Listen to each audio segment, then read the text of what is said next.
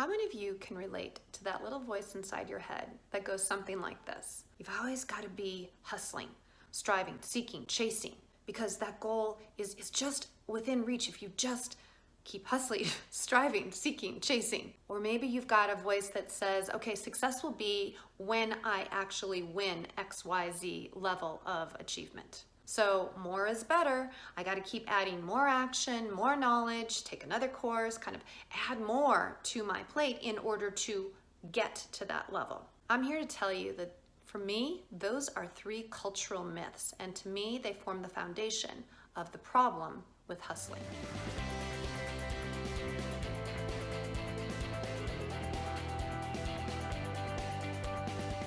Hey, what's up everybody? I'm Carpio, and today I want to take on what I think is a prevailing way of thinking about success and fulfillment in our culture that left unchecked can actually trap us. So again, most people think that hustling, constantly chasing after something is the way to getting to success. And while I deeply honor wanting to reveal all the potential that is within us as humans, taking very focused action to achieving our goals and maybe even stretching ourselves beyond what we thought was possible, using elements of getting into the flow state or into the zone to unlock the potential within us to achieve higher and higher levels of performance. All of that I'm deeply committed to. And yet the caution is, left unchecked, this belief system around you got to constantly be hustling actually takes us ironically out of that flow state. There are three essential components of a trap when we take this hustling way of thinking, doing, and being to an extreme. Number one, it puts our sense of achievement, our goal, our vision outside of ourselves. If our goal is always ahead of ourselves, outside of ourselves, we are in actuality separate from it. We don't experience it as something that we are. It is thereby something that shows that we are not quite enough or quite ready for achieving. And it unintentionally creates a sense of separation, a sense of lack, which is where the more is better myth then comes in, because in order to fill up that lack, we have to add more information and knowledge and courses and accolades in order to feel up to the task. And then of course once we get there, right, we can feel a sense of success, but it creates this if-then way of thinking, which leads to comparison and looking around and seeing where everybody else is on that hamster wheel to getting to that thing just outside of ourselves, that externalization of the goal. And so it can fuel unintentionally more self-doubt and keep us locked in a kind of constant mode of acting without reflecting that keeps us disconnected from our true mind, body, spirit integration. So I take a stand not against hustling and certainly not against taking action. I actually take a stand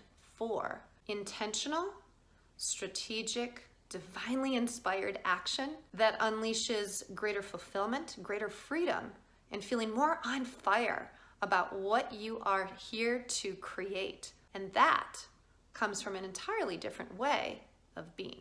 I'm here to explore with you how the problem with hustling may have kind of anchored into your own life and your own way of being. It's so prevalent in our society. I saw an article the other day that said, you ain't hustling if you're not returning to the office after COVID, as we create these new hybrid ways of working. And as I unpacked some of the conversation and was looking on social media, interestingly, a number of individuals who were pushing this had something to gain from it. They were from the commercial real estate business. That may be the case with those individuals, but it's a pretty prevalent way of thinking that if you're not hustling, if you're not always out there kind of constantly in constant motion, you're not going to create success in your life. And yet, it might be working too hard if it's not divinely inspired action kind of connected with who you are. I actually believe and know that there is so much power when we are learning as fast as the world is changing, we are pausing to integrate and experience the joy along the way, and then we are sensing into what wants to emerge, and we take massive action from that place. What that means is that we are integrating a different way of leveraging our brains, our hearts, and our intuition in order to unlock success and fulfillment in our lives. What do I mean by that? Well, first of all, our brains. Most of the time, if you took an average sampling of high achieving, high performing professionals and you were to do some MRI studies or do some kind of assessment on their brainwaves in the moment, you would notice that the majority of us are in high beta, which is a highly stressed kind of frequency. And when we can practice certain techniques, whether it be breath work, meditation, conscious walking, anything that actually allows us to calm our nervous systems, we're able to drop out of high beta into beta, alpha at least, right? Theta would be even better because it kind of deeply starts to relax us. This is what we do before we go to sleep every night. But when we want to access greater intentional action, I find that if I can, number one, 5 minutes or less meditation, where I really calm my breath and I calm my nervous system, and I am able to thereby lower my brain waves.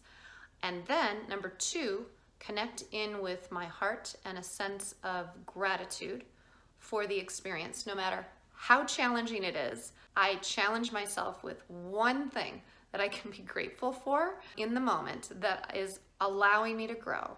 And I expand my heart to a place of sending or experiencing or feeling joy, gratitude, even love for the colleagues that are with me in this challenge, for maybe it's a family issue, and even if it's a challenging family issue, deep love that I have for the other individual, even though in the moment it's frustrating. When I can first lower my brain waves, second, open my heart to a sense of appreciation, joy, gratitude, breathe from that place, and then challenge with myself with sensing into my body and noticing what is my impulse, what does my body want to do, and what does my intuition say is my next right move. Then I can act from a place of divinely inspired action. Now the impulse in the moment might be, you know what, I just want to kind of punch somebody out because I'm really frustrated right now. Okay, so great. So I want to punch someone out. So what is that? And that impulse is to eliminate a source of frustration. Well, what's behind that? Well, there's a sense of injustice, a sense of this is not right. Okay, so what's not right? What is it that I want to make right? What impulse do I have to make things right? Here's one action that I might take to make things right. And then I breathe from that action, imagining, mentally rehearsing what it might be like to take action from that place, making sure that I check again with my heart that it is coming from a place of openness, from a place of empathy, from a place of gratitude, from a place of respect, honor. And then I move into thoughtful action on what the next step is. So it's kind of moving from brain to heart to body, anchoring into the intuition, mentally rehearsing your way back up, and then taking action.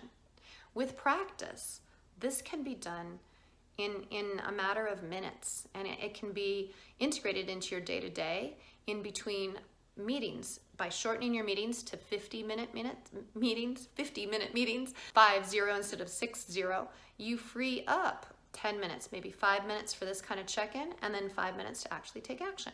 What happens when we integrate all of these things together is we free ourselves up to listen to the intuition that really wants to be heard. It's a source of data in our physiology and in our hearts. And when we deny it, we're denying opportunities to take actions that could actually help us jump and leapfrog forward. I find when I'm practicing this that the actions that I take from that divinely inspired place somehow allow me to leap forward without necessarily getting into comparison or self-doubt. And it looks, other people will say, oh, you're so courageous. No, not necessarily. In the moment, I'm just listening and acting, but I'm doing it from a place of fully honoring what's wanting to be heard. So I don't know if that's helpful for you, but I invite you to try these practices out and see how you might tap into divinely inspired, strategic, and intentional action. And let's bust that myth of you always got to be hustling.